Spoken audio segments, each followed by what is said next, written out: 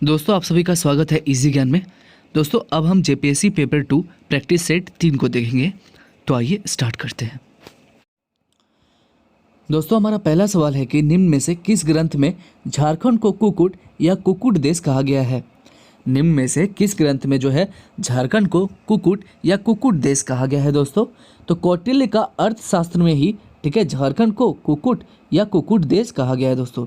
कौटिल्य के अर्थशास्त्र में ही झारखंड को कुकुट या कुकुट देश कहा गया है। चलते दोस्तों अगले सवाल की ओर। दोस्तों हमारा अगला सवाल कहता है कि बेगा जनजाति की शासन व्यवस्था के संदर्भ में निम्नलिखित कथनों पर विचार कीजिए। बेगा जनजाति की शासन व्यवस्था के संदर्भ में निम्नलिखित कथनों पर विचार कीजिए। दोस्तों हमारा पहला पॉइंट कहता है कि इनकी परंपरागत जातीय पंचायत गांव स्तर पर होती है। ठीक है, इनकी परंपरागत जो जातीय पंचायत होती है ये किस स्तर पर होती है? गांव स्तर पर। ठीक है, तो ये सही है। अगला पॉइंट कहता है कि ग्राम संगठन का मुखिया कुकद्दम कहलाता है। ग्राम संगठन का जो मुखिया होता है ये क्या कहलाता है? कुकद्दम कहलाता है। तो ये भी सही है दोस्तों। और अगला हमसे कहता है कि इस समाज में गोत्र या गांव के स्तर पर संगठन पाया जाता है। इस समाज में गोत्र या गांव के स्तर पर जो है संगठन पाया जाता है दोस्तों। तो ये भी हमारा राइट ही है। तो हमारा जवाब हो जाएगा दोस्तों ऑप्शन नंबर सी 1, 2 एवं 3। चलिए दोस्तों अगले सवाल की ओर। हमारा अगला सवाल हमसे कहता है दोस्तों कि नागवंशी शासन व्यवस्था का प्रारंभ कब हुआ था दोस्तों। नागवंशी शासन व्यवस्था का प्रारंभ कब हुआ था दोस्तों? तो ये प्रारंभ हुआ था प्रथम शताब्दी में। ठीक है, प्रथम शताब्दी में ही नागवंशी शासन व्यवस्था का प्रारंभ हुआ था दोस्तों। चलते हैं दोस्तों अगले प्रश्न की ओर। हमारा अगला प्रश्न कहता है कि निम्न में से कौन महतो के पंचायती आदेशों को लोगों तक पहुँचाने का काम करता है। निम्न में से कौन है वो जो महतो के पंचायती आदेशों को लोगों तक पहुँचाने का काम करता है दोस्तों? तो मांझी करता है। ठीक है, मांझी ही महतो के पंचायती आदेश को लोगों तक, गांव के लोगों तक पहुंचाता है दोस्तों अगला सवाल है कि मांझी परगना शासन व्यवस्था में कौन पुलिस की भांति कार्य करता है दोस्तों। तो मांझी परगना शासन व्यवस्था में पुलिस की भांति कौन कार्य करता है? चौकीदार ही पुलिस की भांति कार्य करता है। चलते दोस्तों अगले सवाल की ओर। हमारा अगला सवाल हमसे कहता है दोस्तों कि मुंडा मान की शासन व्यवस्था में गांव के धार्मिक मामलों का निपटारा कौन करता है। मुंडा मान की शासन व्यवस्था में गांव के धार्मिक मामलों का निपटारा कौन करता है दोस्तों? तो दिवड़ी करते हैं। कौन करते हैं? दिवड़ी करते हैं।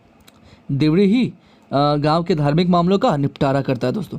अगला सवाल है दोस्तों कि ढोकलो सोहर शासन व्यवस्था में खूट का अध्यक्ष क्या कहलाता है। ढोकलो सोहर शासन व्यवस्था में खूट का जो अध्यक्ष होता है वो क्या कहलाता है दोस्तों? तो उसे खरिया घाट कहते हैं। क्या कहते हैं? खरिया घाट। आइए दोस्तों अगले सवाल की ओर चलते हैं। दोस्तों हमारा अगला सवाल है कि निम्न में से किस जनजाति की संगठित शासन व्यवस्था नहीं है। ऐसी कौन सी जनजाति है जिसकी जो है संगठित शासन व्यवस्था ही नहीं है दोस्तों? तो महली की जो है संगठित शासन व्यवस्था नहीं है। अगला सवाल है सदान किसे कहते हैं। सदान किसे कहते हैं दोस्तों? ये कौन है? झारखंड की मूल गैर जनजातीय लोग हैं। ठीक है, झारखंड की मूल गैर जनजातीय लोगों को ही सदान कहा जाता है दोस्तों। अगला सवाल है दोस्तों कि तिलका मांझी के विद्रोह पर मुख्य केंद्र कौन था। ठीक है, तिलका मांझी के विद्रोह का जो है मुख्य केंद्र कौन था दोस्तों? तो इनका मुख्य केंद्र था वनचरिजोर भागलपुर। कौन था? वनचरिजोर भागलपुर ही तिलका मांझी के विद्रोह का मुख्य केंद्र था दोस्तों। अगला सवाल है कि 1857 के विद्रोह के नायक ठाकुर विश्वनाथ शाही का जन्म कब हुआ था दोस्तों। ठीक है, 1857 के विद्रोह के नायक ठाकुर विश्वनाथ शाह का जो है जन्म कब हुआ था दोस्तों? तो इनका जन्म हुआ था 12 अगस्त 1817 ईस्वी को। नायक ठाकुर विश्वनाथ शाह का जन्म हुआ था। अगला सवाल है दोस्तों कि असहयोग आंदोलन के दौरान झारखंड के किस क्षेत्र को अशांत क्षेत्र घोषित कर दिया गया था दोस्तों। असहयोग आंदोलन के दौरान झारखंड के किस क्षेत्र को अशांत घोषित कर दिया गया था दोस्तों? तो साहेबगंज को जो है अशांत घोषित कर दिया गया था असहयोग आंदोलन के दौरान। अगला सवाल, रामगढ़ कांग्रेस के मुख्य प्रदेश द्वारा नामकरण किसके नाम पर किया गया है। रामगढ़ कांग्रेस के मुख्य प्रदेश द्वारा नामकरण जो है ये किसके नाम पर किया गया दोस्तों? तो ये बिरसा मुंडा के नाम पर। ठीक है, मुख्य प्रदेश द्वार को, ठीक है, मुख्य प्रदेश द्वार का जो नामकरण है ये बिरसा मुंडा के नाम पर ही किया गया है, मुख्य प्रदेश द्वार। अगला सवाल है दोस्तों कि कार्तिक उरांव किसके निमंत्रण पर विदेश की महत्वपूर्ण नौकरी छोड़कर भारत लौटे आए थे। ठीक है, तो कार्तिक उराव जो है किसके निमंत्रण पर जो है विदेश की महत्वपूर्ण नौकरी को छोड़कर भारत जो है वापस लौट आए थे दोस्तों। तो कार्तिक उराव पंडित जवाहरलाल नेहरू के निमंत्रण पर विदेश की महत्वपूर्ण नौकरी को छोड़कर भारत लौट आए थे दोस्तों। और कार्तिक उराव की नेहरू से लंदन में मुलाकात कब हुई थी? 9 जून 1959 को हुई थी। ठीक है, तो हमारा जवाब हो जाएगा जवाहरलाल नेहरू। ठीक है, जवाहरलाल नेहरू ने ही उन्हें इन्वाइट किया था कि आप आइए भारत। चलो दोस्तों अगले सवाल की ओर। हमारा अगला सवाल है दोस्तों कि जतरा भगत ने अपना आंदोलन किस वर्ष प्रारंभ किया था? जतरा भगत ने जो है अपना आंदोलन जो है किस वर्ष प्रारंभ किया था? तो दोस्तों जतरा भगत ने अपना आंदोलन जो है 1914 ईस्वी में प्रारंभ किया था। यह मूलतः धार्मिक एवं राजनीतिक और आंदोलन था दोस्तों। तो हमारा जवाब हो जाएगा 1914। ठीक है, जतरा भगत ने अपना आंदोलन किस वर्ष प्रारंभ किया था? तो 1914 में। अगला सवाल है कि दोस्तों कौन सा जनजातीय समुदाय द्रविड़ प्रजाति का नहीं है? कौन सा जनजातीय समुदाय जो है ये द्रविड़ प्रजाति का नहीं है दोस्तों? तो कोरवा जो है ये द्रविड़ प्रजाति का नहीं है। कोरवा जो है द्रविड़ प्रजाति का नहीं है दोस्तों। अगला सवाल हमसे कहता है दोस्तों कि झारखंड में संथालों का मुख्य निवास स्थल कहाँ है? झारखंड में जो है संथालों का मुख्य निवास स्थल कहाँ है दोस्तों? संथालों का मुख्य निवास स्थल है संथाल परगना। दोस्तों हमारा अगला सवाल है कि निम्न में से किस जानवर के मांस का प्रयोग पूरे उरांव समाज के लिए निषेध है? तो बंदर का जो है प्रयोग जो है मांस का प्रयोग जो है ये पूरे उरांव समाज के लिए निषेध है दोस्तों। चलते दोस्तों अगले सवाल की ओर। कहता है कि कोड़ा या कोड़ा जनजाति के संदर्भ में निम्नलिखित कथनों पर आप विचार करें। ठीक है, पहला कहता है कि यह झारखंड की एक लघु जनजाति है। क्या कहता है? ये झारखंड की एक लघु जनजाति है दोस्तों। दूसरा कहता है कि इनका जो प्रमुख संस्कार जो है ये गोदान है। इनका प्रमुख संस्कार क्या है? गोदान है। और यह झारखंड की एक लघु जनजाति है और इनका मुख्य संस्कार जो है ये क्या है? गोदान है। तो हमारा दोनों ही राइट हो जाएगा दोस्तों। हमारा आंसर हो जाएगा 1 एवं 2 दोनों ही कथन सही है। अगला सवाल है हो जनजाति में क्रय विवाह को क्या कहते हैं? हो जनजाति में जो है क्रय विवाह को क्या कहा जाता है दोस्तों? तो हो जनजाति में क्रय विवाह को कहते हैं आंधी। क्या कहते हैं? आंधी कहते हैं। चलते दोस्तों अगले सवाल की ओर। हमारा अगला सवाल है कि अग्नि जो है ये किस प्रकार का नृत्य है? अग्नि जो है ये किस प्रकार का नृत्य है दोस्तों? तो अग्नि जो धार्मिक प्रकार का नृत्य है। ये कैसा नृत्य है? ये धार्मिक प्रकार का नृत्य है, एक धार्मिक नृत्य है। अगला सवाल, एक मिनट। हमारा अगला सवाल है दोस्तों कि टूसू त्योहार के संदर्भ में निम्नलिखित कथनों पर आप विचार करें। टूसू त्योहार के संबंध में आप जो है निम्नलिखित कथनों पर आप विचार करें। कहता है कि यह कुर्मी महतो जाति के लोगों द्वारा मनाया जाने वाला प्रमुख त्योहार है। तो बिल्कुल सही। अगला, यह मकर संक्रांति के समय मनाया जाने वाला सूर्य से संबंधित पर्व है। तो हमारा जवाब क्या हो जाएगा? 1 एवं 2 दोनों ही कथन सही है। अगला सवाल है दोस्तों, निम्न में से किस बात की आकृति कढ़ाई जैसी होती है? निम्न में से किस बात की जो आकृति है एक कढ़ाई के जैसी होती है दोस्तों? तो धमसा की जो है आकृति एक कढ़ाई की तरह होती है। धमसावाद की आकृति कढ़ाई की तरह होती है दोस्तों। चलते दोस्तों अगले सवाल की ओर। निम्न में से किस चित्रकला में जंगली जीव जंतुओं, पक्षियों और पेड़ पौधे को उकेरा जाता है? निम्न में से किस चित्रकला में जंगली जीव जंतुओं, पक्षियों और पेड़ पौधों को उकेरा जाता है दोस्तों? तो सोहराय में। ठीक है, सोहराय चित्रकला में। आइए चलते अगले प्रश्न की ओर चलते हैं। हमारा प्रश्न है कि हिजला मेला किस नदी के किनारे लगता है? हिजला मेला जो है ये किस नदी के किनारे लगता है दोस्तों? तो ये मयूराक्षी नदी के किनारे लगता है हिजला मेला।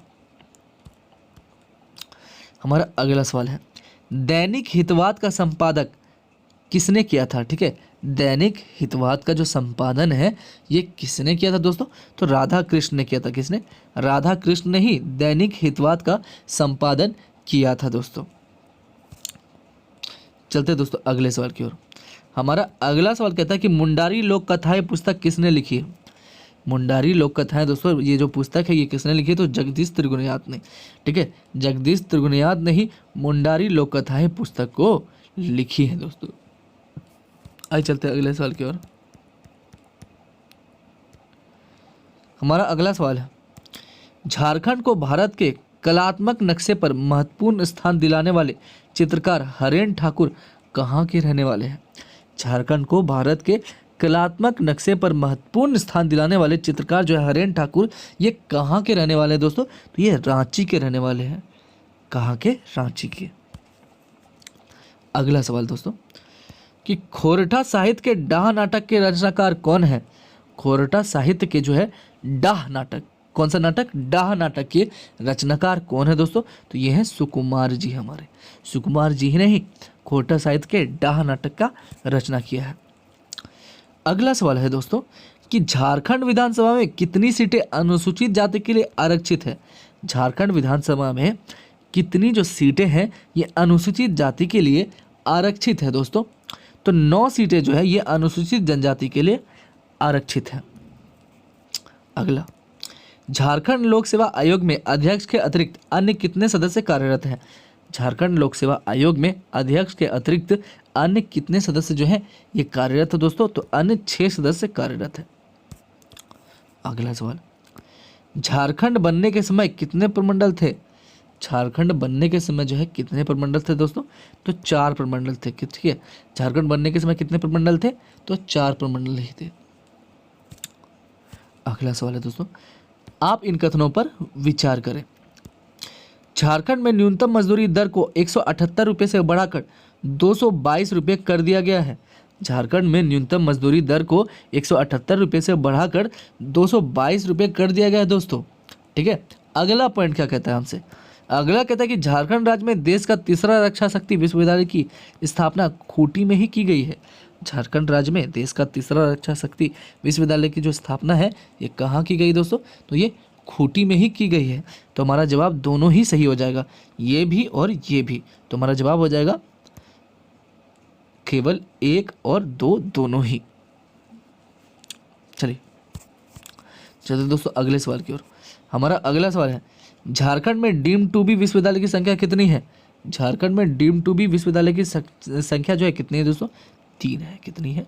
3 है झारखंड में डीम्ड टू बी विश्वविद्यालय। चलिए अगला सवाल, कॉलेज ऑफ फॉरेस्ट्री कहाँ पर स्थित है? कॉलेज ऑफ फॉरेस्ट्री जो है ये कहाँ पर स्थित है दोस्तों? तो ये रांची में स्थित है। रांची में ही है कॉलेज ऑफ फॉरेस्ट्री।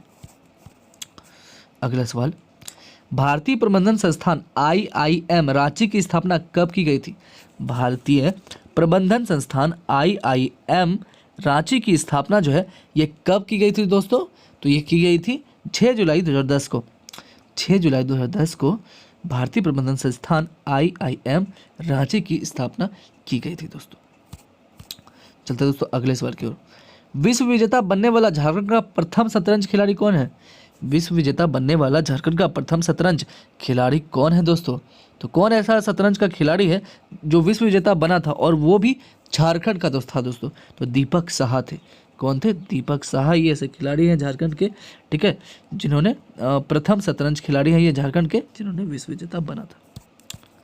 अगला सवाल है, हेलेन सोय किस खेल से संबंधित है दोस्तों? हेलेन सोय जो है ये किस खेल से संबंधित है? तो ये हॉकी से संबंधित है। किससे? हॉकी से संबंधित है हेलेन सोय। दोस्तों अगला सवाल है कि JRD टाटा स्पोर्ट्स कॉम्प्लेक्स जो है ये कहाँ स्थित है? JRD टाटा स्पोर्ट कॉम्प्लेक्स जो है ये कहाँ स्थित है दोस्तों? तो ये स्थित है जमशेदपुर में। जमशेदपुर में ही है JRD टाटा स्पोर्ट्स कॉम्प्लेक्स। चलिए दोस्तों अगले सवाल की ओर। हमारा अगला सवाल कहता है कि जयदीप सरकार किस खेल के प्रशिक्षक हैं? जयदीप सरकार जो है ये किस खेल के प्रशिक्षक है दोस्तों? तो ये वॉलीबॉल के प्रशिक्षक हैं जयदीप सरकार। जयदीप सरकार किस खेल के प्रशिक्षक हैं? वॉलीबॉल के। अगला सवाल है दोस्तों कि विजय नीलमणि खलखो किस खेल से संबंधित है? विजय नीलमणि खलखो जो है ये किस खेल से संबंधित है दोस्तों? तो विजय नीलमणि खलखो जो है ये आपके एथलीट से संबंधित है। एथलीट से ही संबंधित है विजय नीलमणि खलखो। आइए दोस्तों अगले सवाल की ओर चलते हैं। हमारा अगला सवाल हमसे कहता है दोस्तों कि निम्नलिखित कथनों पर आप विचार करें। पहला, झारखंड राज्य में एकमात्र छावनी बोर्ड रामगढ़ में स्थित है। बिल्कुल सही है। अगला है कि झारखंड राज्य में पंचायती राज के त्रिस्तरीय व्यवस्था को अपनाया गया है। बिल्कुल ये भी सही है। तो हमारा जवाब क्या हो जाएगा? 1 एवं दोनों ही सही है। अगला सवाल कहता है कि छोटा नागपुर काश्तकारी अधिनियम 1908 झारखंड के कुल कितने जिलों में लागू है? छोटा नागपुर काश्तकारी अधिनियम 1908 जो है ये झारखंड के कुल कितने जिलों में लागू है दोस्तों?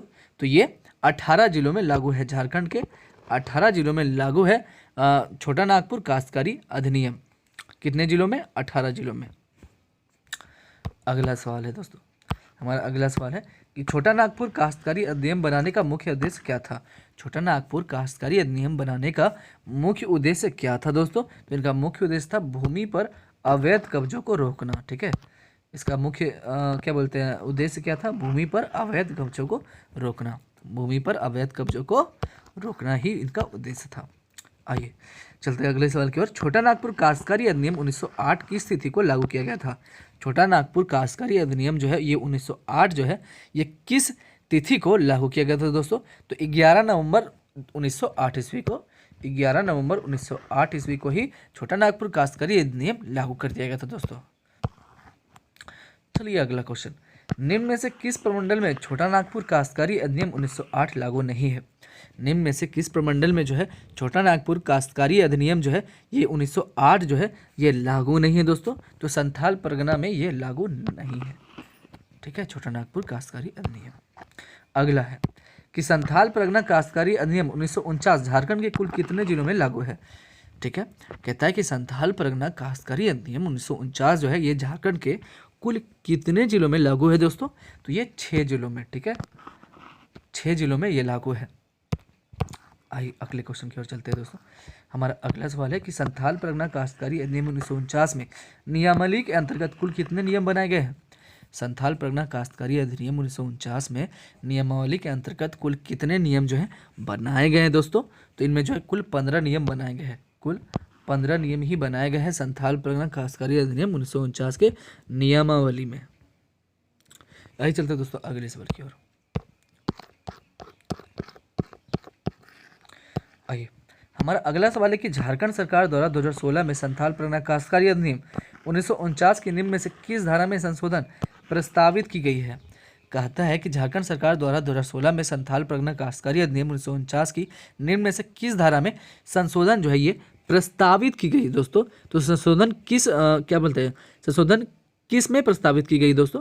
तो ये धारा 13 में। ठीक है, झारखंड सरकार द्वारा 2016 में संथाल परगना काश्तकारी अधिनियम 1949 में जो है धारा 13 में संशोधन प्रस्तावित की गई है। अगला सवाल है दोस्तों कि संथाल परगना इंक्वायरी कमेटी का गठन किस वर्ष में किया गया? संथाल परगना इंक्वायरी कमेटी का गठन जो है ये किस वर्ष में किया गया दोस्तों? तो ये 1937 में किया गया। 1937 में ही संथाल परगना इंक्वायरी कमेटी का गठन किया गया। आज चलते दोस्तों अगले सवाल की ओर। झारखंड के कुल कितने जिले पश्चिम बंगाल की सीमा को स्पर्श करते हैं दोस्तों? झारखंड की कुल कितने जो जिले हैं ये पश्चिम बंगाल की सीमा को स्पर्श करते हैं दोस्तों? तो ये कुल 10 ऐसे जिले हैं जो पश्चिम बंगाल की सीमा को स्पर्श करते हैं। दोस्तों हमारा अगला सवाल है कि निम्न में से किसकी तुलना दक्षिण पठार की मेसा आकृति से की जाती है? निम्न में से किसकी तुलना जो है दक्षिण पठार की मेसा आकृति से की जाती है दोस्तों? तो पाट क्षेत्र की जो तुलना है ये दक्षिण पठार की मेसा आकृति से की जाती है। हमारा अगला सवाल कहता है कि झारखंड की जलवायु कैसी है? झारखंड की जो जलवायु है ये कैसी है दोस्तों? तो ये उष्णकटिबंधीय मानसूनी है। उष्णकटिबंधीय मानसूनी है झारखंड की जलवायु। हमारा अगला सवाल है दोस्तों कि दामोदर नदी जो है ये कहाँ से निकलती है? दामोदर जो ये नदी है ये कहाँ से निकलती है दोस्तों? तो ये चूल्हा पानी टोरी लातेहार से, चूल्हा पानी टोरी लातेहार से निकलती है। अगला सवाल, किस नदी को रामायण में सुमागधी कहा गया है? किस नदी को जो है रामायण में दोस्तों सुमागधी कहा गया है? तो सकरी नदी को जो है रामायण में सुमागधी कहा गया है। किस नदी को? सकरी नदी को। अगला सवाल, कोनार बांध कब एवं किस नदी पर बना था?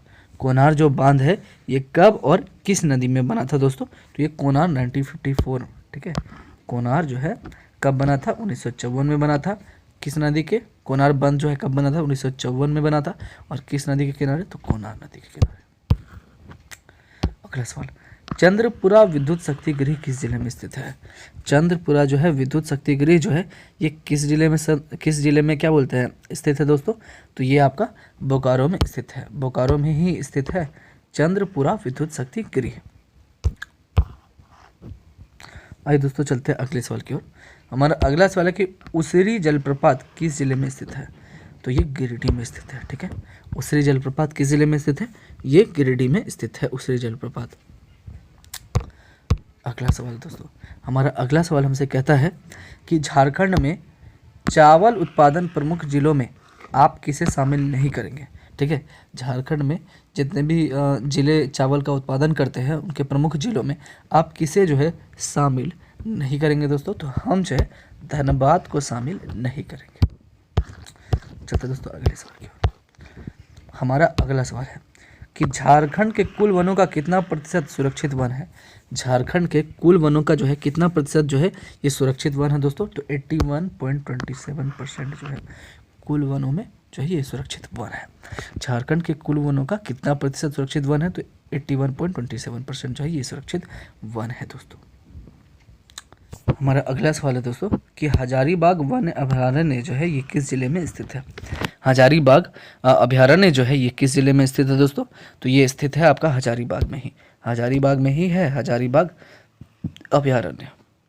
चलते दोस्तों अगले सवाल की ओर। अगला सवाल है कि दलमा अभयारण्य में किस पशु की बहुलता है? दलमा अभयारण्य में जो है किस पशु की बहुलता है दोस्तों? तो हाथी की बहुलता है दलमा अभयारण्य में। अगला सवाल है दोस्तों कि झारखंड का सबसे बड़ा उद्यान कौन सा है? झारखंड का जो है सबसे बड़ा उद्यान कौन सा है दोस्तों? तो सबसे बड़ा उद्यान है पलामू अभयारण्य। पलामू अभयारण्य ही झारखंड का सबसे बड़ा उद्यान है। अगला सवाल है कि झारखंड में मैग्नीज किस किस्म की चट्टानों से प्राप्त होती है? झारखंड में मैग्नीज जो है ये किस किस्म की चट्टानों से प्राप्त होती है दोस्तों? तो ये जो है धारवाड़, ठीक है, धारवाड़ चट्टानों से ही प्राप्त होती है झारखंड में मैग्नीज। अगला सवाल है फेल्सपार का मुख्य उत्पादन जिला कौन सा है? फेल्सपार का मुख्य उत्पादन जो जिला है ये दोस्तों कौन सा है दोस्तों? तो ये गिरिडीह है। गिरिडीह ही फेल्सपार का मुख्य उत्पादित जिला है। अगला सवाल है दोस्तों कि झारखंड सरकार की 2016 औद्योगिक नीति के लागू रहने की अवधि कितनी है? ठीक है, झारखंड सरकार की 2016 औद्योगिक नीति के लागू रहने की अवधि जो है दोस्तों ये कितनी है दोस्तों? ये 10 वर्ष है। 10 वर्ष ही जो है झारखंड सरकार की 2016 औद्योगिक नीति के लागू रहने की अवधि है। अगला सवाल है कि झारखंड सिंगल विडो क्लियरेंस कानून कब लागू हुआ था? झारखंड सिंगल विडो क्लियरेंस कानून जो है ये दोस्तों कब लागू हुआ था, कितने सन में लागू हुआ था? तो दोस्तों तो ये जो है 2015 में लागू हुआ था झारखंड सिंगल विडो क्लियरेंस कानून। अगला सवाल है कि राज्य स्तरीय पुनर्स्थापन एवं पुनर्वास परिषद का अध्यक्ष कौन होगा दोस्तों? ठीक है, राज्य स्तरीय पुनर्स्थापन एवं पुनर्वास परिषद का जो है ये अध्यक्ष कौन होगा दोस्तों? तो राज्य मुख्यमंत्री होगा। कौन होगा? मुख्यमंत्री ही राज्य स्तरीय पुनर्स्थापन एवं पुनर्वास परिषद का अध्यक्ष होगा दोस्तों। चलिए दोस्तों अगले सवाल की ओर। हमारा अगला सवाल हमसे कहता है कि निम्नलिखित कथनों पर आप विचार करें। ठीक है, झारखंड का प्रमुख वृक्ष सखुआ पर्यावरणीय रूप से काफी बेहतर है। झारखंड में पर्यावरण के संरक्षण हेतु बंजर भूमि का चुनाव किया गया है। तुम्हारा दोनों ही ऑप्शन राइट हो जाएगा, एक और दोनों कथन सत्य है। अगला सवाल कि झारखंड की दूसरी स्थानीय नीति किस मुख्यमंत्री के कार्यकाल में घोषित किया गया था? झारखंड की दूसरी स्थानीय नीति जो है ये किस मुख्यमंत्री के कार्यकाल में जो है घोषित किया गया था दोस्तों? तो रघुवर दास के। ठीक है, रघुवर दास के ही कार्यकाल में झारखंड की दूसरी स्थानीय नीति को घोषित किया गया था दोस्तों। चलते दोस्तों अगले सवाल की ओर।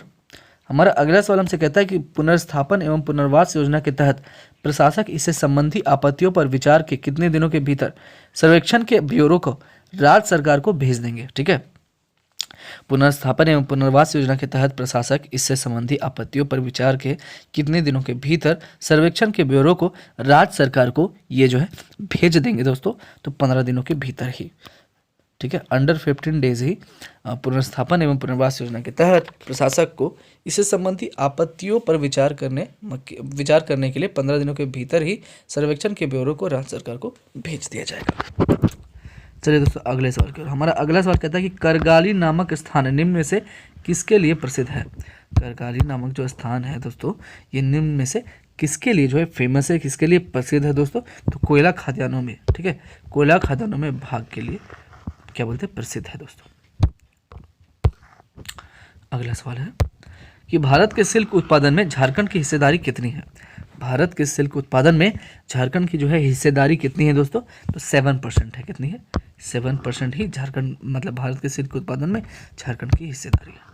अगला सवाल कि Garden Reach ship builders and engineer ली का डीजल इंजन संयंत्र अवस्थित है। Garden Reach ship builders and engineer ली का डीजल इंजन संयंत्र जो है अवस्थित है दोस्तों। ये कहाँ अवस्थित है दोस्तों? तो ये अवस्थित है रांची में, ठीक है, रांची में ही अवस्थित है Garden Reach ship builders and engineer ली का डीजल इंजन संयंत्र दोस्तों। चलते दोस्तों अगले सवाल की ओर। हमारा अगला सवाल है कि झारखंड में Tata iron and steel company की स्थापना कब हुई थी? झारखंड में जो है Tata iron and steel company की जो है स्थापना दोस्तों कब हुई थी दोस्तों? तो ये हुई थी 1907 में, 1907 में। 1907 में ही झारखंड में टाटा आयरन एवं स्टील कंपनी की स्थापना हुई थी। अगला सवाल, झारखंड के किस जिले में लाह का सबसे अधिक उत्पादन होता है? झारखंड के किस जिले में जो है लाह का जो है सबसे अधिक उत्पादन होता है दोस्तों? तो खूंटी में। खूंटी में ही झारखंड का एक खूंटी ही एक ऐसा जिला है जहाँ पे लाह का उत्पादन सबसे अधिक होता है। अगला सवाल है, रोशनी योजना 2013 में आरंभ हुई जिसमें झारखंड के कितने जिलों को शामिल किया गया है? रोशनी योजना जो है 2013 में आरंभ हुई जिसमें झारखंड के कितने जिलों को शामिल किया गया दोस्तों? तो इस 6 जिलों को शामिल किया गया है।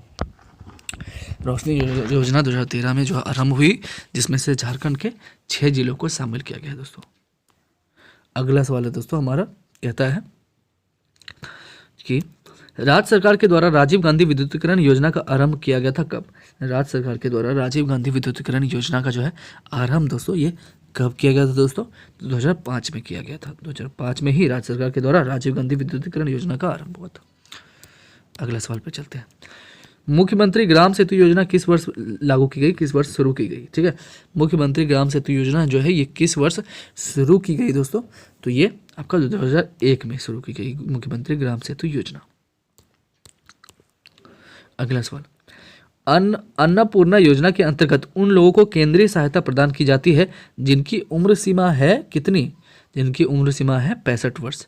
जिनकी उम्र सीमा 65 वर्ष है, अन्नपूर्णा योजना के तहत उन लोगों को केंद्रीय सहायता प्रदान की जाती है दोस्तों। अगला सवाल कहता है कि किसान क्रेडिट कार्ड योजना के तहत प्रत्येक निकासी का पुनर्भुगतान कितने महीनों के अंतर्गत करना है? ठीक है, अंदर करना है। किसान क्रेडिट कार्ड योजना के तहत प्रत्येक निकासी का पुनर्भुगतान जो है कितने महीनों के अंदर करना है दोस्तों? तो 12 महीनों के अंदर। ठीक है, 12 महीनों के अंदर ही किसान क्रेडिट कार्ड योजना के तहत प्रत्येक निकासी का पुनर्भुगतान आपको 12 महीनों के अंदर करना है। चलिए दोस्तों अगले सवाल पे चलते हैं। हमारा अगला सवाल है दोस्तों कि निम्नलिखित कथनों पर आप विचार करें। ठीक है, कहता है झारखंड में अधिकतर लोहा हेमेटाइट एवं कुछ मात्रा में मैग्नेटाइट लोहा अयस्क से प्राप्त होता है। ठीक है, कहता है कि झारखंड में अधिकतर लोहा जो हेमेटाइट और कुछ मात्रा में जो मैग्नेटाइट लोहा अयस्क से प्राप्त होता है। दोस्तों ये बिल्कुल सही है। अगला हमसे कहता है कि झारखंड में कोयला निकलने वाली कंपनी बंगाल कोल कंपनी थी। ठीक है, झारखंड में कोयला निकालने वाली जो कंपनी है ये बंगाल कोल कंपनी थी। तो हमारा जवाब हो जाएगा 1 एवं 2 दोनों ही सही है। अगला सवाल है कि झारखंड में पर्यावरणीय पर्यटन नीति 2015 को लागू करने के लिए गठन किया गया है किसे? झारखंड में जो है पर्यावरणीय पर्यटन नीति 2015 को लागू करने के लिए किसका गठन किया गया दोस्तों? तो इको टूरिज्म अथॉरिटी का। ठीक है, इको टूरिज्म अथॉरिटी का ही गठन किया गया झारखंड पर्यावरणीय पर्यटन नीति 2015 को लागू करने के लिए। चलिए दोस्तों अगले सवाल की ओर। चलिए हमारा अगला सवाल है कि झारखंड स्टार्टअप नीति 2016 कितने वर्षों तक प्रभावी रहेगी? झारखंड जो स्टार्टअप नीति 2016 है ये कितने वर्षों तक आपका प्रभावी रहेगी दोस्तों? तो ये 5 वर्षों तक प्रभावी रहेगी झारखंड स्टार्टअप नीति 2016। अगला सवाल है झारखंड की परिवहन प्रणाली का वर्गीकरण मुख्यतः है, तो ये 3 प्रकार में है। ठीक है, कौन कौन से? सड़क मार्ग है, आपके रेल मार्ग है और वायु मार्ग है। ठीक है, तो हमारा आंसर हो जाएगा 3 प्रकार में। ठीक है, तो झारखंड की परिवहन प्रणाली जो है वर्गीकरण हुआ मुख्यतः 3 प्रकार में। अगला सवाल, कांस फिल्म फेस्टिवल में पहली बार नागपुरी फिल्म की स्क्रीनिंग हुई थी? ठीक है, लोहरदगा, फुलमनिया, ए और बी दोनों हमारा आंसर हो जाएगा। चलते दोस्तों अगले सवाल की ओर। कहता है कि झारखंड राज्य में कहाँ साइंस सिटी की स्थापना की जा रही है? ठीक है, झारखंड राज्य में जो है कहाँ साइंस सिटी की स्थापना की जा रही है दोस्तों? तो साइंस सिटी की स्थापना की जा रही है रांची में। ठीक है, रांची में ही स्थापना की जा रही है साइंस सिटी का। अगला सवाल, झारखंड राज्य का कौन सा भाग बाढ़ से सर्वाधिक प्रभावित है? झारखंड राज्य का कौन सा भाग जो है वो बाढ़ से सर्वाधिक प्रभावित है दोस्तों? तो बाढ़ से सर्वाधिक प्रभावित है उत्तरी पूर्वी झारखंड। उत्तरी पूर्वी झारखंड ही बाढ़ से सबसे ज़्यादा प्रभावित है झारखंड राज्य में। अगला सवाल, निम्न में से कौन सा क्षेत्र भूमिगत कोयला खदानों में आग से होने वाली आपदा के कारण सर्वाधिक चर्चा में रहती है? दोस्तों, निम्न में से कौन सा क्षेत्र है जो भूमिगत कोयला खदानों में आग से होने वाली आपदा के कारण ये सर्वाधिक चर्चा में रहता है दोस्तों? ये कौन है? झरिया है। अगला सवाल, भूमि संबंधी आपदाएं हैं कौन? भूमि संबंधी आपदाएं जो है ये क्या क्या है दोस्तों? तो ये जो है भूस्खलन भी है, भूकंप भी है, कीचड़ का बहाव भी है, बांध का टूटना भी है, खदान में आ गया घसान लगना भी।